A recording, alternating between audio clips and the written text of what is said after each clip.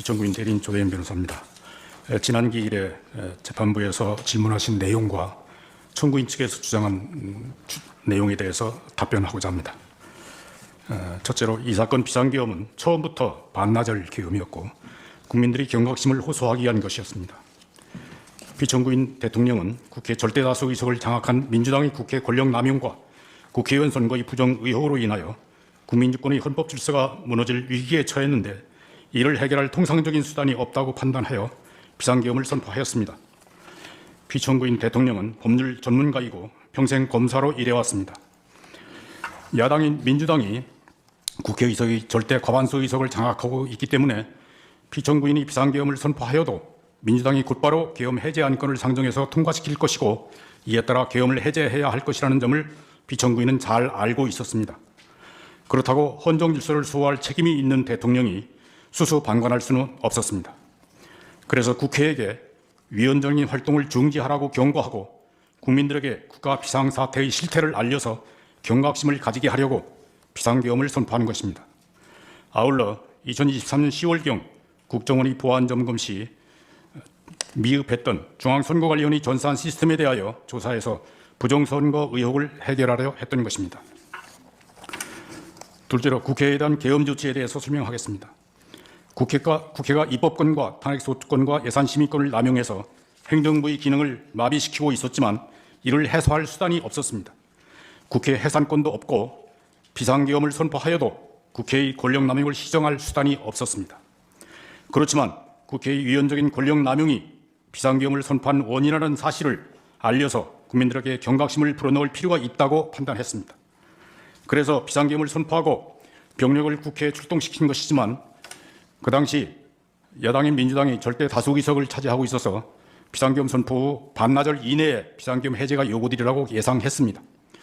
그럼에도 불구하고 피청구인은 국회의 유연적인 탄핵소추권 남용으로 야기된 행정부의 일부 기능 마비, 무분별한 예산 삭감, 국가 이익에 반하는 입법 활동 등으로 인해서 헌정문란 사태를 주권자인 국민들에게 직접 호소함으로써 주권자인 국민이 국회 독재의 실상에 대하여 눈을 부릅뜨고 감시하고 비판 견제할 수 있도록 촉구하고자 비상계엄을 선포하였습니다.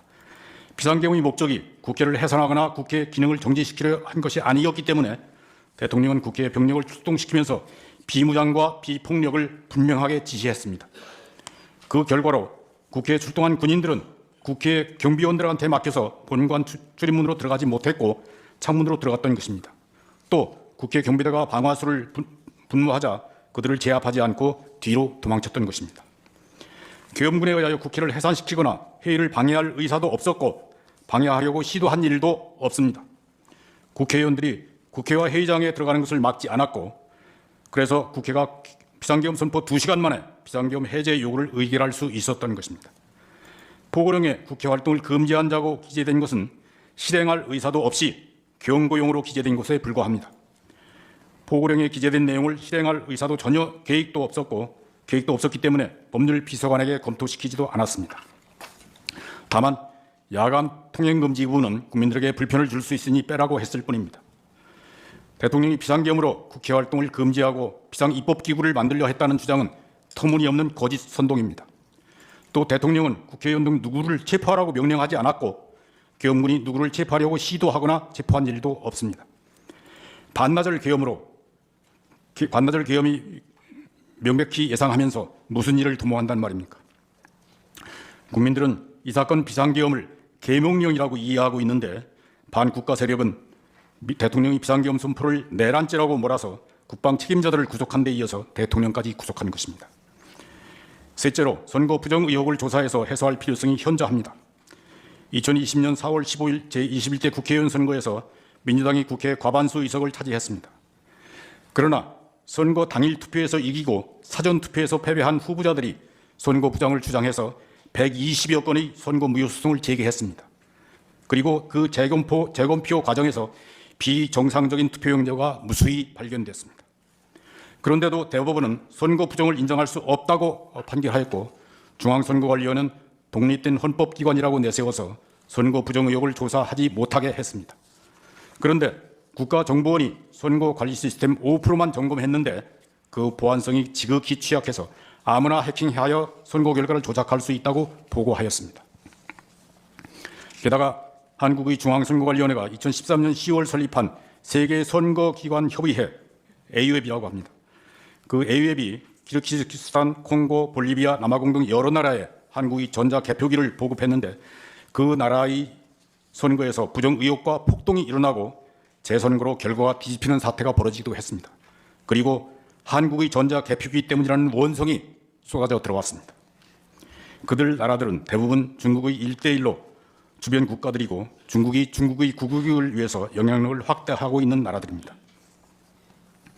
21대 국회의원 선거에서 국회 과반수 의석을 차지한 민주당 정권은 국회 과반수 권력을 활용하여 중국인의 입국을 쉽게 하고 우대하였으며 선거 관리에도 참여할 수 있게 했습니다.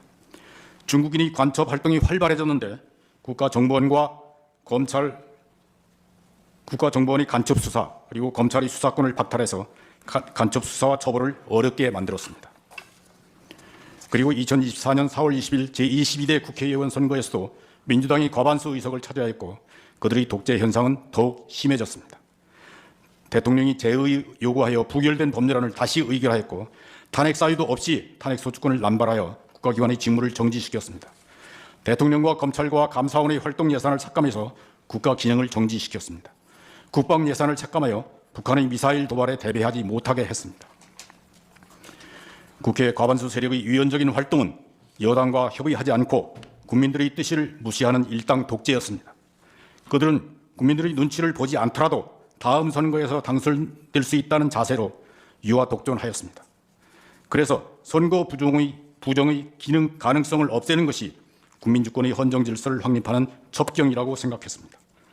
부정선거 의혹은 대통령 피청구인이 비상계엄을 선포하게 된 주요 원인이고 이를 해소하고 투명하고 공정한 선거 시스템을 확보하는 것이 국민주권의 헌정 질서를 확립하는 길이기 때문에 이 사건 심판 절차에서 부정선거 의혹에 대한 주장 입증은 확실하게 보장되어야 합니다. 넷째로 피청구인의 방어권은 보장되어야 합니다. 헌법재판소법 제52조는 탄핵 심판 절차에서 피청구인의 출석과 방어권을 보장하라고 요구하고 있습니다. 대통령 탄핵은 중대한 사건이므로 그 탄핵 심판 절차에서는 피청구인의 방어권이 더욱 철저히 보장되어야 합니다. 청구인 측은 특정 증인을 신문할 때 피청구인이 보이지 않게 해달라고 요청하지만 그것은 피청구인의 방어권을 무시하는 것이고 피청구인이 없는 자세에서 위증을 하게 해달라는 것처럼 들리기도 합니다. 또 수사기관에서 피청구인을 강제 구인하여 변호인 접견을 방해하거나 헌법재판소 법정에 출석하지 못하게 한다면 그것도 탄핵사건 피청구인의 방어권을 침해한다는 비난을 면하기 어려울 것입니다. 이상입니다.